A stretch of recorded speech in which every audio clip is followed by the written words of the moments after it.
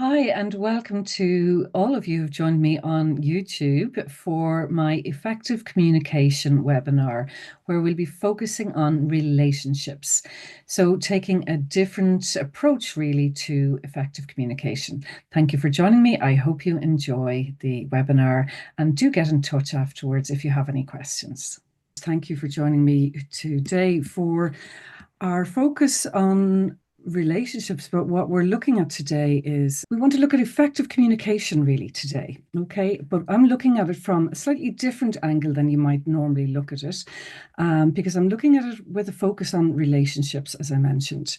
And very often, even in prior times when I've looked at effective communication myself, I would have covered such things as assertiveness and aggressive behavior versus passive behavior and helping people to understand their communication style in that way. So I hope what I do today will make a lot of sense to you and maybe give you a different perspective than what you've already looked at. So for those of you who haven't met me before, my name is Neve. I'm a chartered counselling psychologist. I have over 25 years' experience. I was a therapist for 20 of those years, and I had a private practice for a long time. And after 20 years as a therapist working with anxiety and depression, I closed down my private practice in 2019. So moved into coaching and retrained and wanted to have quite a clear delineation between the two. I don't offer therapy anymore. Alongside the one-to-one work, I've always worked with organizations. So since pretty much 2004, a lot in the well-being arena, but also and more nowadays in leadership training and all sorts of different trainings, really. But what's most relevant here today is that in the last few years, I have been trained up with Dr. Lola Gershfeld in California in EMC, her EMC approach, which is emotional connection. So I'm the first certified trainer in Europe in that. And that's going to be a little bit of our focus today. So what is EMC that I'm talking about? Well, really, it's quite a newly evolving structured approach to work team relationships. It's based on attachment theory and neuroscience, so the whole science of emotional connection there. And really, it is about getting team members back to positive communication. So instead of focusing on the content of an agreement or disagreement, this approach focuses on the emotional message that team members send to each other and the bond that they create. Okay, so we're going to be looking a little bit deeper than you might normally look when you look at communication. And this is really about giving people the tools to build and repair workplace relationships even after conflict. So when I say that word conflict, I'm using quite a broad meaning of the word, because I suppose sometimes when people think of conflict, they think of very explicit conflict where people are fighting or arguing or, being aggressive with each other. Whereas in fact, conflict in the workplace is often a lot more kind of underground and implicit. So there may be passive aggressive behavior. There may be kind of sniping or gossiping going on, for example. And so it can be quite hidden conflict. It's kept under the surface because the professional veneer is kept up often in the workplace, but it's still very present and still causing stress and distress to those involved. So EMC stands for emotional connection, and the EMC strategy is centered around the systematic exploration of emotions present during moments of great stress, uncertainty, and volatility. And we've certainly had lots of uncertainty and volatility and stress in recent years. Seems to be ongoing in the workplace nowadays. The idea being that when those emotions are understood and addressed, participants can work to create emotional safety in the workplace so that relationships can be restored and that we can create those stronger bonds. And then satisfaction and productivity can increase. You're very welcome. Thanks for joining us. So, as I mentioned, EMC is developed and researched by US psychologist Dr. Lola Gershfeld and her team. And you can find out lots about it on their parent website, emcleaders.com. There are a lot of resources on emcleaders.com. So I have not created a European website because there's so much on the American website and it's relevant here. I am the European representative, I guess, of as we spread it worldwide. Okay. So, when we look at relationships, and why am I focusing on relationships in the workplace? Well, we know that 75% of survey participants said that the most stressful aspect of their job is their relationship with their immediate boss. So, whoever that person is who is your line manager, that relationship is absolutely critical to your stress levels at work. Um, so if you listen today are a boss, or a leader, a manager in any way, if you have direct reports, then that's something to be really aware of. And that's recent enough research from Harvard Business Review. We also know that when people leave a job, about 75% of the time, it's because of that difficult relationship with their boss. So that boss manager direct report relationship is absolutely critical, not just to our stress levels, but also our overall well-being and also to engagement levels and happiness and ability to really, work to our potential in the job. So when we look at, excuse me, when we look at drivers of our life satisfaction, overall, our job contributes to about 25% of our life satisfaction. So mental health is a much bigger driver of our overall life satisfaction. But when you take that 25% and break that down, excuse me, about 39% is down to our interpersonal relationships, so that we have in the job. And then within that, 86% of those are down to management. So a huge amount, when we look at job satisfaction and engagement levels, which tend to be very low overall, the relationships that we have at work are one of the biggest factors, or probably the biggest factor, in whether we stay and are engaged, or whether we stay but are not engaged, or whether we leave our job. Those relationships are really key. And then when we break that down, as I mentioned, the direct relationship with your manager is absolutely the most important relationship. So if we look a little bit at the science behind this, again, coming back to communication, here's the thing. Because of the way your brain works, it doesn't matter how good you are at assertive communication or negotiating in difficult circumstances. If you get triggered and you have a strong emotional response, then at that moment in time, those resources and skills are just not available to you. So the amygdala is the part of the brain that we're going to focus on, and that's the kind of primitive brain where it's like the emotional center, really. And the important thing is that when we go into a high emotion, when we're triggered, when we're, anxious, scared, highly stressed, overwhelmed, angry, frustrated, our amygdala is firing off.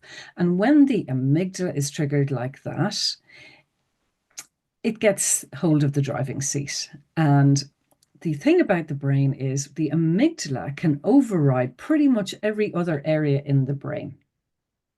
However, let's give an example of another part of the brain that's really important, the prefrontal cortex. That's our logic center. That's where the executive functioning happening. It's in the front of our brain. It's also the place where our impulse control takes place. If you have teenagers and they don't have good executive functioning or impulse control, it's not their fault. This part of the brain is the last part of the brain to develop, and it's not fully developed until we're 24. So hence you kind of have impetuous teenagers very often who can't think further than, today or tomorrow. Here's the thing. The prefrontal cortex, even though it is our logical, rational, reasoning brain, that does not get to override the amygdala.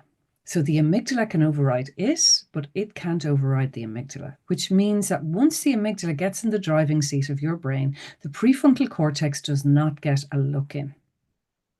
Now, what that means is that our emotions can influence us in ways that we might not even be proud of later. We can sometimes behave against our better judgment if we're taken over by that amygdala.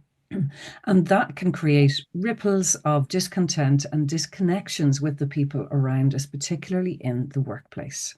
Okay. So, it's not just our verbal communication, obviously, that's important. It's also our body language.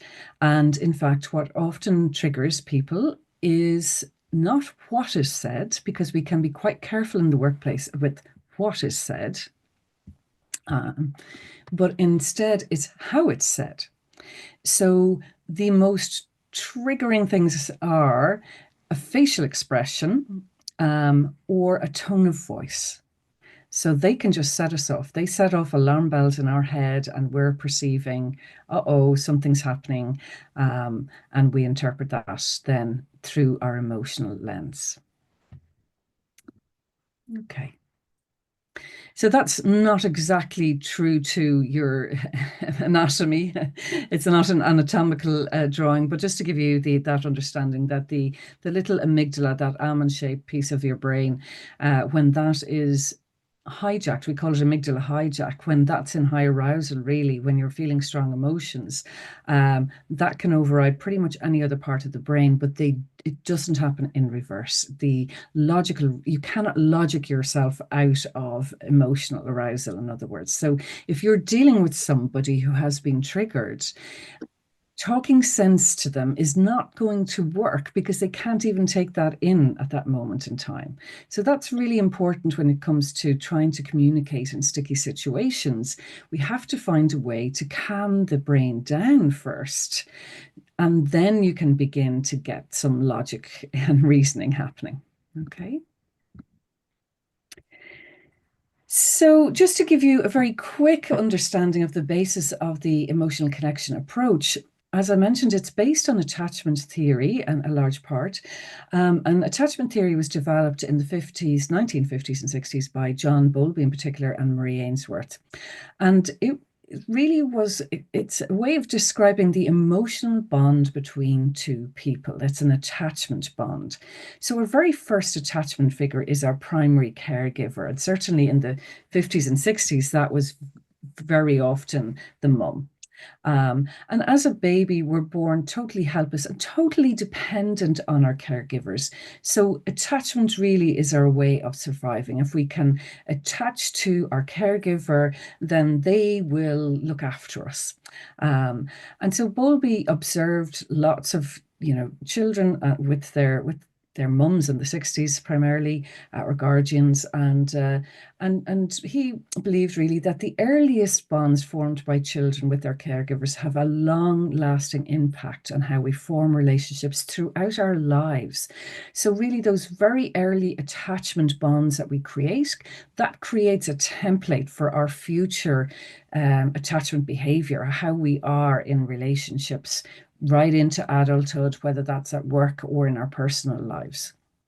And attachment theory is very much alive and well today. And in fact, I don't really watch much Facebook anymore myself, but if you ever look, there's a lot on attachment, particularly in couple relationships. But there's more happening now in the workplace in relation to attachment theory as well. So when we look at the workplace, what's really key here is that Bowlby and others have demonstrated that nurturance and responsiveness are primary determinants of attachment. Okay, so that's important because those words are going to come back up for us again. So if you're a leader or a manager in any way, what your direct reports need to be secure in the workplace is your nurturance and responsiveness. When we look in the workplace, then, essentially, we're social creatures. We cannot thrive in isolation. As human beings and as mammals, we're designed to really operate within a tribe. And certainly in the early human days, If you were rejected by the tribe or excluded, that meant certain death for you. You couldn't survive for long. So that's very strongly inbuilt into us. It's absolutely to our core. We're wired to bond and to create connections with others because we need each other to survive. So, the biggest resource for human beings is that emotional connection with other people, especially those whom we depend on. And so, we depend on our close colleagues with whom we have to collaborate, and we also depend on our manager, our leader, our boss. When we work together, of course, we actually impact each other physiologically, even when it's through a screen. You're reading my tone, getting a feeling for it. That may regulate your mood. We impact on each other's heart rate. If I was suddenly to start, speaking very high pitched tone at a very fast rate and creating some stress there, your heart rate would go up accordingly. Um, Likewise, our mood, our emotions, our well-being are all impacted by others in the workplace with us. And so when we can't find a safe way of connecting, we end up unfortunately moving into negative patterns of communication. And those take us further away from where we want to be. So we end up, the amygdala is firing off, and we communicate in ways, even through our body language, through the tone of our voice, through, all these different signs that we give off. And that can create further disconnect with the people around us. Whereas when we can connect and feel safe, we become much more effective and stronger, and we can bring our full self to work. So hopefully this is making sense to you. Again, as I mentioned, you can pop questions into the chat. I'll come back to those towards the end. So I want to share with you the negative cycle from the EMC approach to give you an understanding of what is happening in all of us whenever we feel triggered. And here's one of the things to be aware of. We're not always aware that we've been triggered. It's not like we kind of stop and bring our awareness to it. We usually get triggered, go straight into this cycle full on before we get any kind of awareness. And often our awareness may come in the form of annoyance at the other person because they're being frustrating or irritating or they've said something. So if you can imagine that so this is in this loop, you have the left side and the right side. So you'd have two people in the cycle. So if I'm triggered, it might be because of something that maybe I went in to ask my boss a question and they looked up with a stressed look on their face and I felt dismissed or like I was unwanted in that moment in time. And that triggered me. Now, that hits off raw spots. We all have some raw spots, and they're like little wounds, hurts that have happened over the years. And when somebody touches off them, they're painful and they kind of create a reaction within us. And so then what happens is I have some emotions, and in the negative cycle, we look at the surface emotions. So our surface emotions are the ones that we recognize and see in each other. They're the ones that we can see on the surface, essentially. And they're often including things like, irritation, frustration, annoyance, anger, maybe kind of a frozen reaction. Yeah, those kind of stressed and distressed emotions that we show on the surface. But here's the thing about showing these emotions on the surface or expressing them. It's a myth that we should just express all emotions. Because when we express our surface emotions, we actually push people away. We create further disconnect. We're likely triggering them, and that gets us further into the negative cycle. Of course, these emotions aren't just happening on their own. We're having stuff happening inside, like we have automatic thoughts that come into our head that we've no control of. They're just, again, part of our pattern. And that might be, oh my God, I have to get away. I don't like her tone of voice, or what she said there. I have to stop her. I have to shut you down. So we have, a range of different thoughts that might come into our head. And then we have our way of behaving when all of this is going on. And those behaviors are can be interpreted as being protective behaviors. They're to protect ourselves from this hurt and this disconnect that's happening.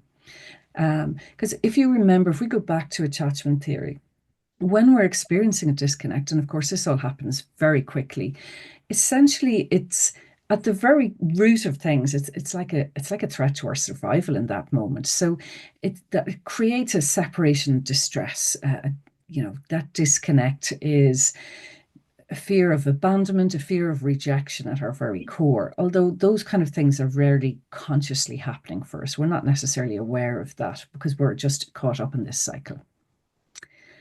So those triggers and surface emotions and protective behaviors are then having an impact on the other person and triggering them and sending them around. And then we're re-triggering each other and it gets caught up into a negative cycle. And it can be like a wheel going around in mud. It's getting deeper and deeper.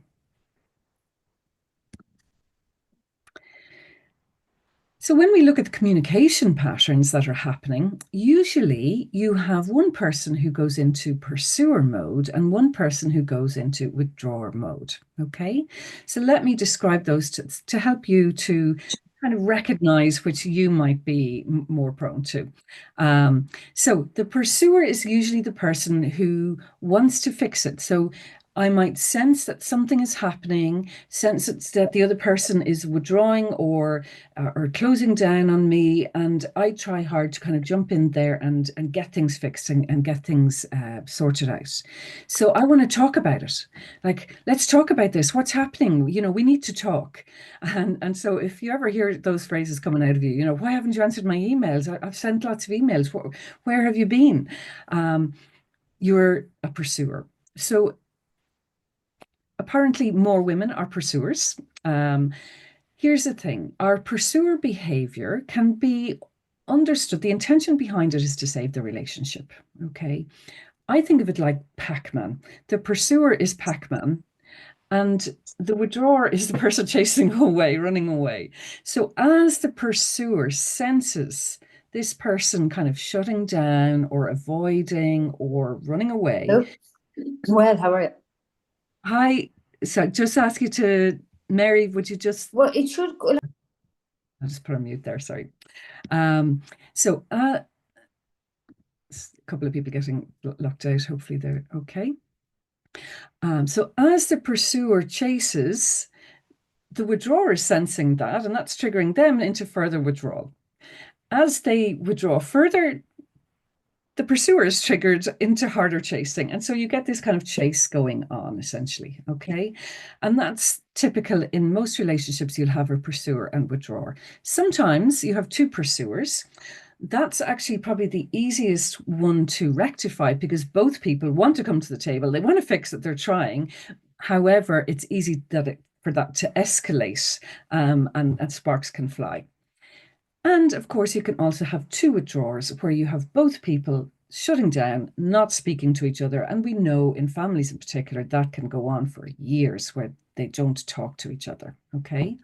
So it's absolutely possible for that to happen. And it's harder, of course, then to get two withdrawers to the table to have any kind of negotiation or discussion or rebonding happening. So, what's happening for each of these people? The pursuer wants to save the relationship, and so they go in after it. Okay.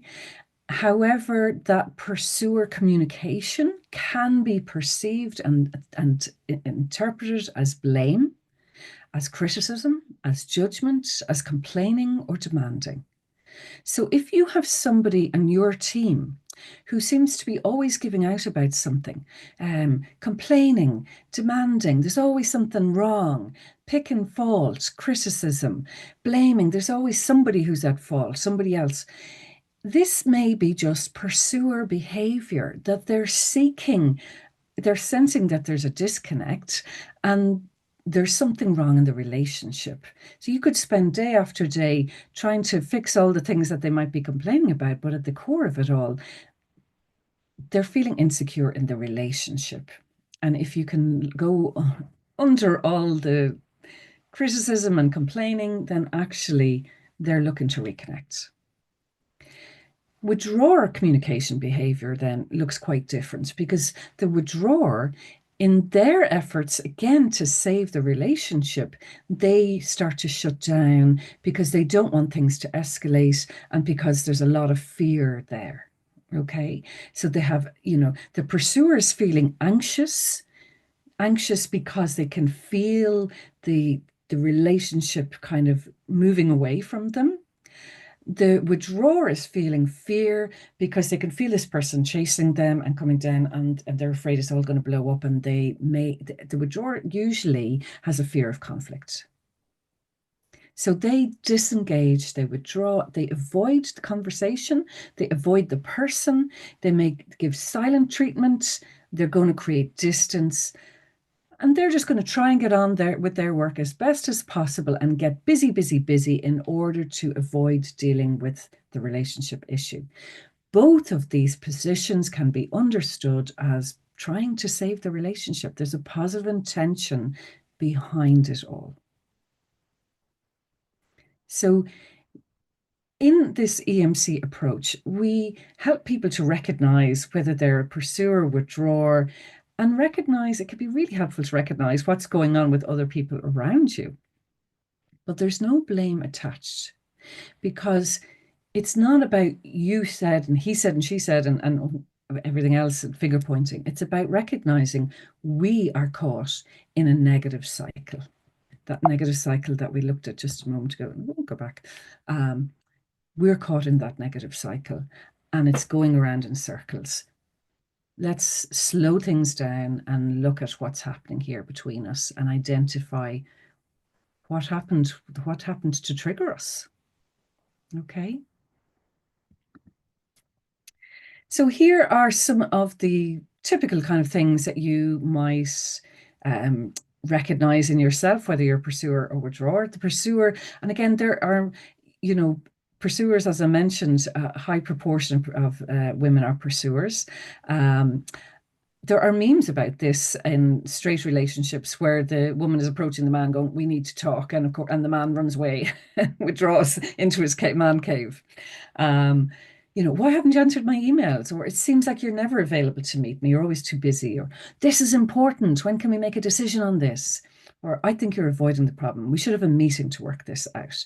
So the pursuer is hotly pursuing, trying to get it sorted, trying to address this because they can sense that there's something gone wrong. And they might be focused on the task at hand rather than the relationship typically, particularly in the workplace. The withdrawer then also has things to say if they come out of silent mode. And it can also come across as criticism. So it's impossible to please you. Nothing I do is good enough for you. And then the shutdown happens. I don't have time to deal with this issue anymore, or there's no point in discussing this. It's going around in circles anyway, or I'm busy right now. We'll have to discuss this some other time. So we put this off. Or you just get the silence and avoidance. Okay. So the withdrawer is frustrated too. A lot of difficult emotions going on for each person. There's a lot of fear because of the disconnect happening in the relationship. So these are the kind of communications that you're seeing happening on the surface and in the office. Let's look at what you can do about that. So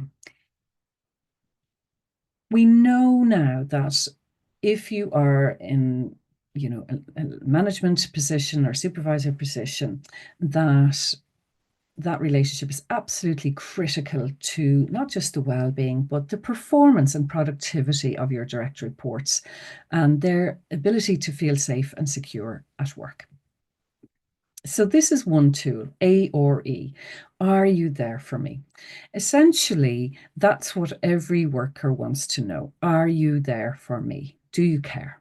Do I matter? Am I important? Okay.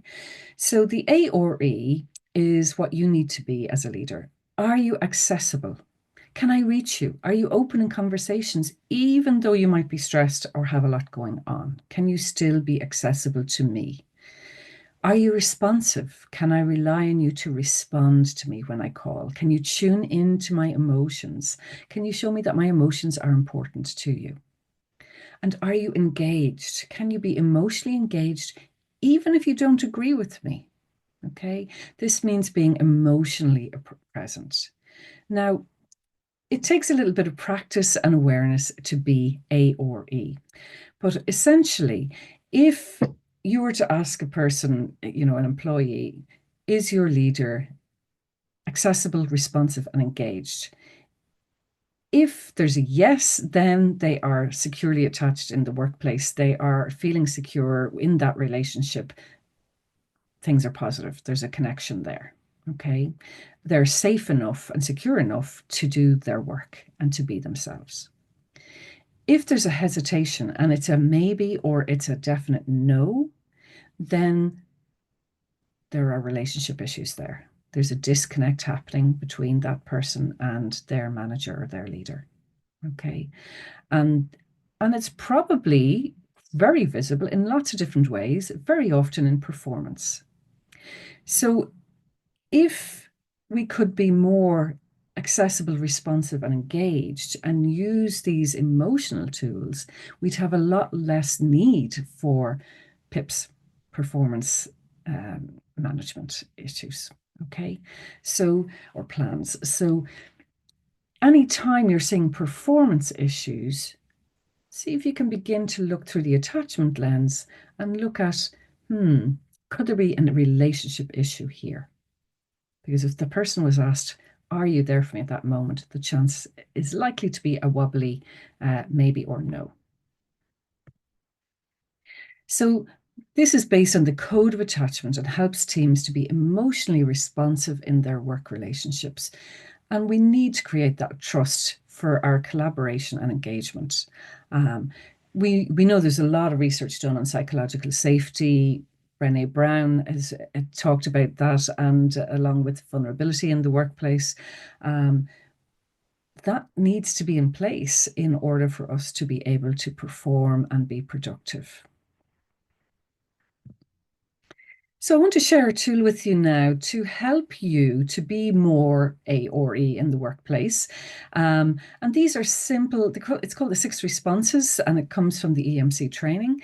They're very simple phrases, but yet very powerful that you can use to validate and affirm somebody's emotions. And again, I know I'm focusing on emotions here because this focus is different than most of the other, any of the other approaches that we've come across, really, where emotions are usually avoided in the workplace. We've been taught for years that emotions don't belong in the workplace. They have no place in work. And yet, emotions are spilling out all over the place in work. First of all, positive emotions are very necessary in the workplace. Engagement is a positive emotion. Motivation can be seen as a positive emotion. Positive challenge, again, high energy, positive emotion. That kind of friendliness and warmth that happens, that collaboration happens because of positive emotions between people. So emotions are very necessary for performance. When we are performing well, we're experiencing high energy, positive emotions when we're at our best. Okay. So we want those kind of emotions in the workplace. And of course, what can work against us is when there are a lot of either high energy or low energy negative emotions in the workplace. And that's happening because of relationships. So even if the job is something that we're not particularly interested in, or it's boring, or there's a lot of kind of outer stress going on, as long as the relationships are solid, people can do well and really stay in the job.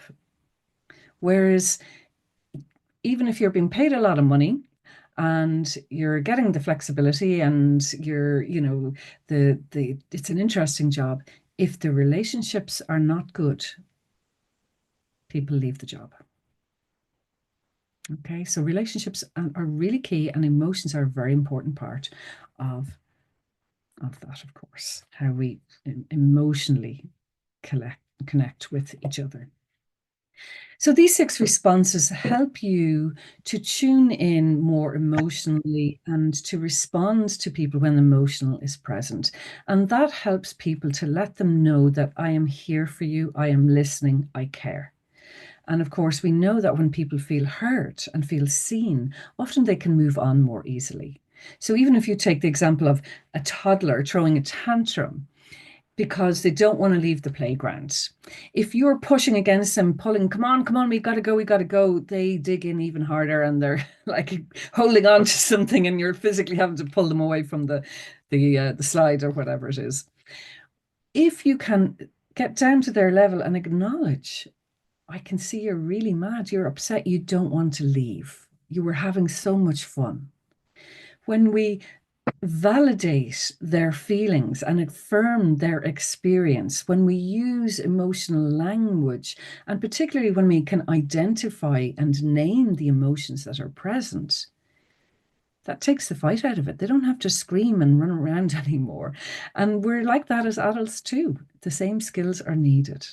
It takes the fight out of it. We don't have to now kind of throw our adult tantrum or behave in a difficult way because we feel heard, we feel seen. So by practicing some of these responses, you can foster greater emotional safety in your teams, deepen the connections with people, and help others to feel understood and valued during conversations. One of the key mistakes that people make in the workplace is we jump too quickly into fix-it mode without really acknowledging and validating the person's experience first. So you might go into problem solving mode very quickly, which, yes, at the end of the day, that might need to be what happens, but the emotional connection is missed out, and the person goes away maybe dissatisfied, feeling like, okay, you solved my problem, but I didn't get any recognition or any appreciation or any understanding for what I've gone through to get to this point. So we need to slow things down. Recognize there's a person in front of you with emotions. By responding to the emotions and the person first and being present with them, then together you can jump into the fix it mode and look at the problem together, and things will happen a lot quicker and more easily then. So let me share these 6 responses with you. I can hear that this was really difficult for you. This can be very stressful, or that can be very stressful. So again, you're acknowledging the emotions that are present. Your feelings are valid. So you might not like the fact that they're angry, but you can still hold the space and acknowledge and validate their feelings. Simple one, most simple one of all, I hear you. I hear you. Now, if that's said like, yeah, I hear you, and you're just pushing the person on, then you're really not hearing them. And they can hear that, okay? So a lot of it is how you say these things. It's about slowing down. You use a lower tone of voice and you're being present. I feel honored, or you might say, I feel privileged that you would share this with me. If somebody is opening up, for example, about something that's going on with them, again, really acknowledging and validating, I feel privileged that you would share this with me. Thank you for letting me know. And another good one, I can see how much this matters to you. So instead of responding to their pressure or urgency or hurry up, you must do this, and getting triggered by that, you can slow things down and just really acknowledge, I can see how much this matters to you. That almost causes a person to take a breath and slow down on themselves. So I'm going to suggest that you do a little exercise. Maybe just take a screenshot of that or use your camera. If anybody wants, just get in touch with me afterwards and I can send you a copy of this. So I'm going to suggest that you practice those 6 responses, even once, out loud to yourself, and record yourself on your phone doing it right now. Okay? So you can keep yourself on mute. You don't have to do this publicly. I'm not listening to you or anything, but I'm going to give you 2 minutes just to get your phone out. Record yourself saying those 6 responses and just kind of see what it feels like for you. Okay? So give you maybe 2 minutes to do that now. Just practice saying them out loud. See which ones feel comfortable and which ones are not so comfortable for you.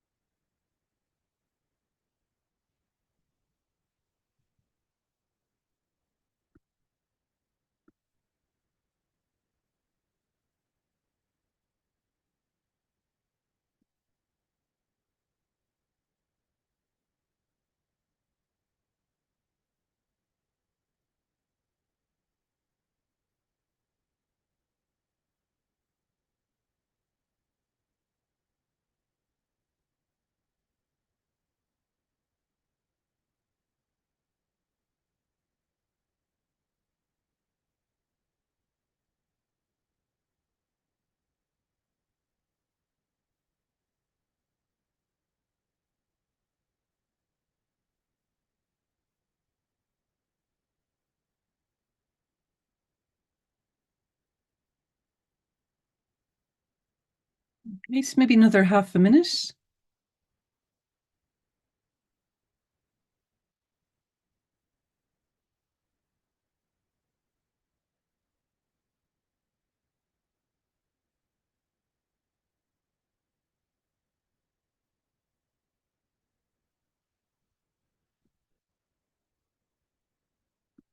Okay.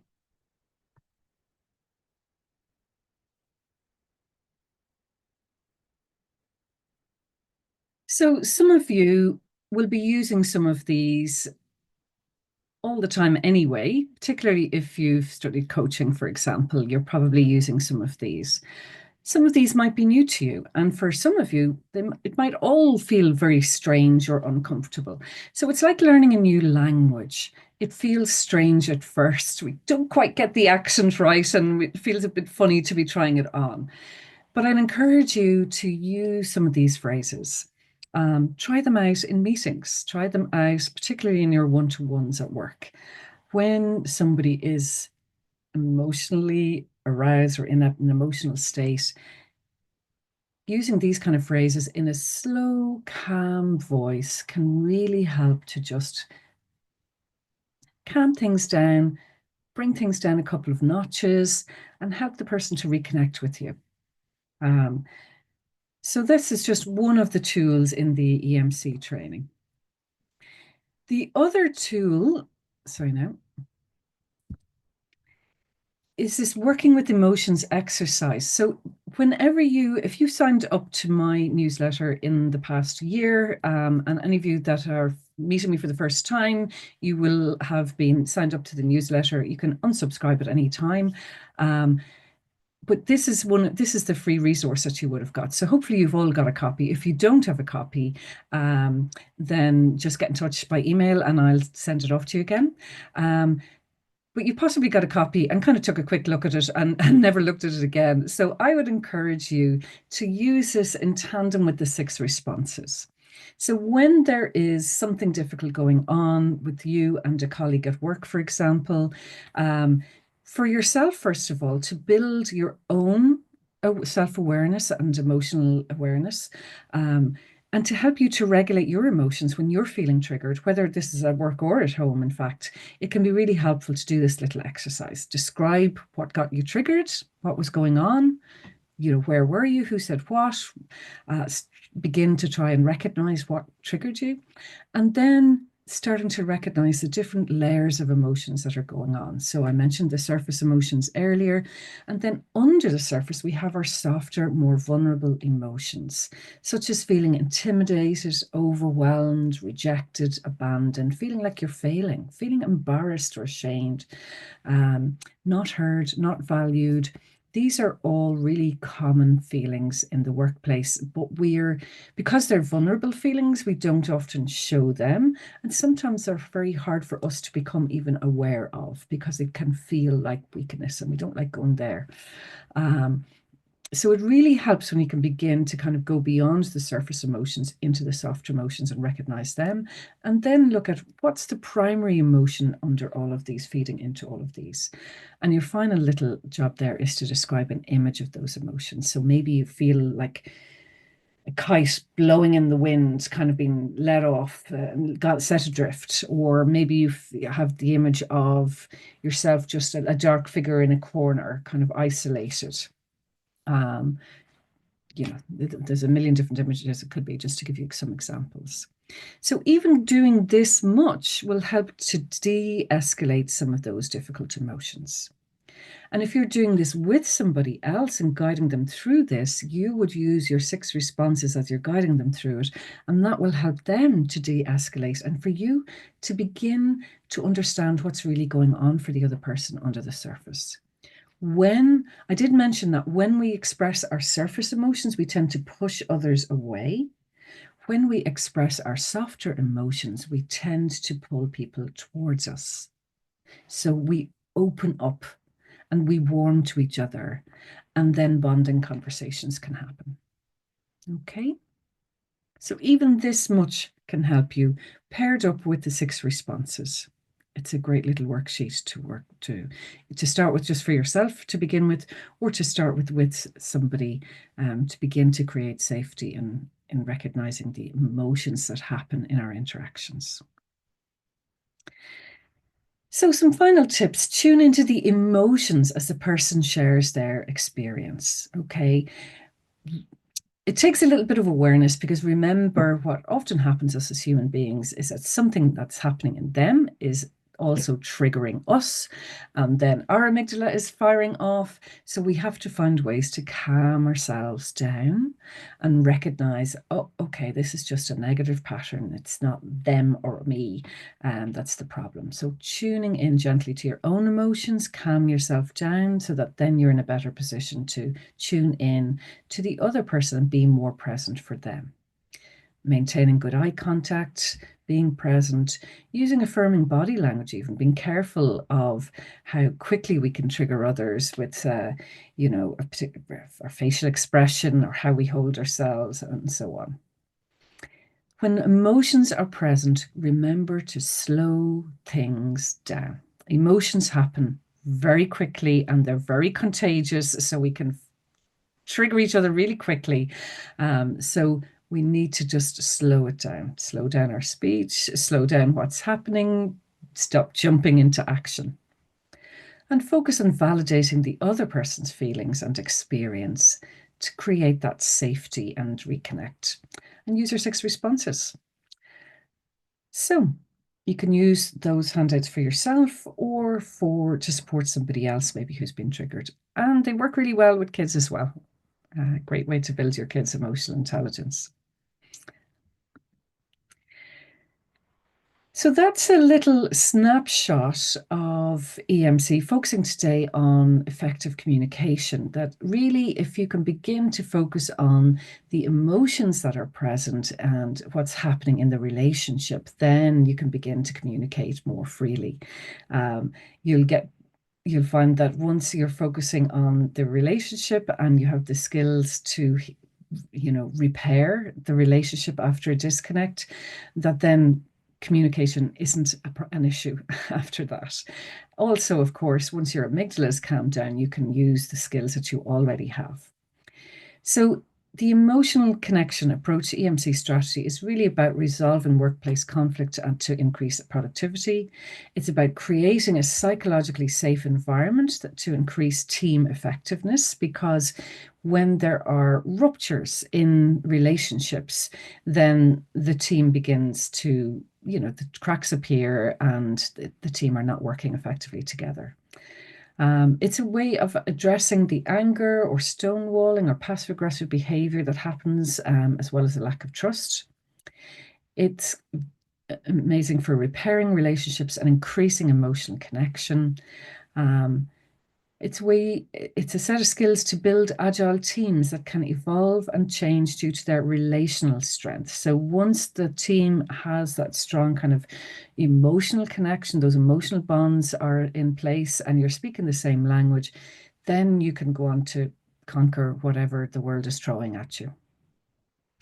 And it develops an atmosphere that supports coaching and collaboration and commitment. So some of the quick benefits. So some of you might be aware, if you've been getting my newsletters, if you're new to me, you possibly haven't heard yet, that I am running a masterclass certification training in early October, 2nd and 3rd of October in Ireland.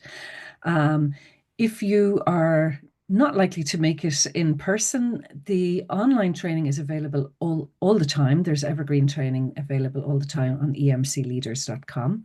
But a lot of people prefer to do this type of training in person, and there's huge value to doing it in person and getting the experiential learning. So I'm running that again in October. It's 2 days in person, followed up with further training online, at least a half day online about a month later. And I am building a community in Europe, Ireland first, but wider Europe then, of people who are doing or have done this training, so you have that ongoing support to integrate this and come back and kind of go, okay, this is happening in work, and integrate your learnings, because I'm not interested in just teaching it to you and then it's sitting on a shelf. I really believe in this, and I want you to benefit from it as much as I have. So here's the thing.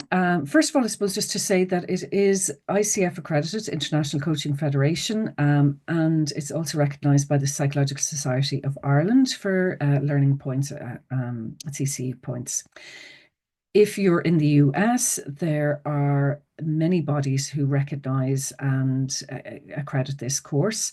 If you're in Europe and you're not a member of the ICF or the PSI, but would like your professional body to recognise this, then get in touch with me. I'm open to looking into that. So there is a March Madness offer on at the moment. There is SkillNet funding available for this of up to 35%, and I am giving €500 off currently. Okay, so for March, there's €500 off, and if you're eligible for SkillNet funding, which is if you are resident in the Republic of Ireland and you work in the private sector or you're self-employed, then you'll get that further 35% off.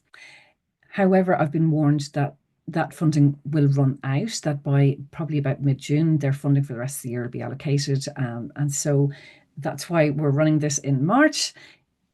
Sign up now. You only have to pay €100 deposit now, and we can secure your funding. And likewise, even if you're not eligible for the SkillNet funding, sign up now, pay your €100 deposit, and you will be locked in at that cheaper price, because after March, it'll go back up. Okay. So that's just a little bit in case you're interested. As I mentioned, the website is there. I'm going to put the, let me just go back a page there. I'll just put this into chat for you, copy and paste it in.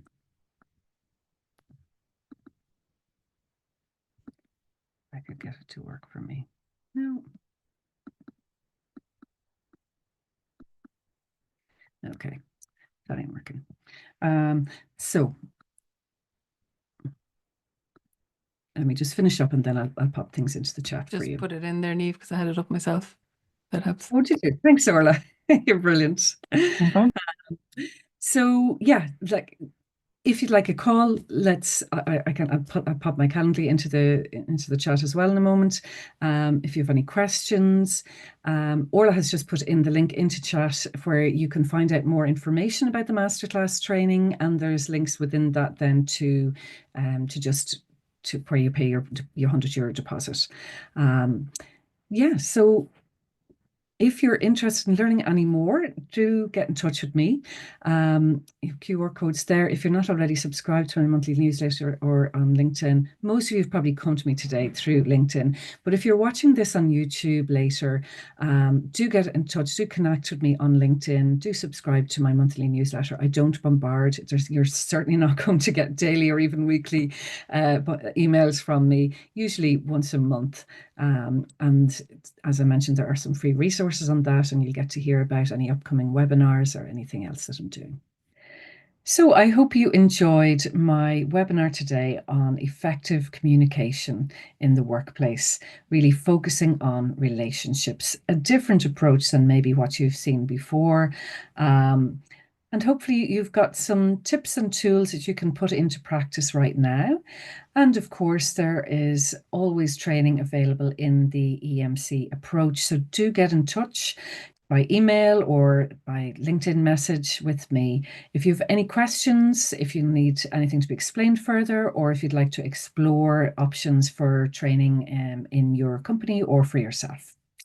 So thanks so much for joining me. Don't forget to like and subscribe to my YouTube channel below. Thank you.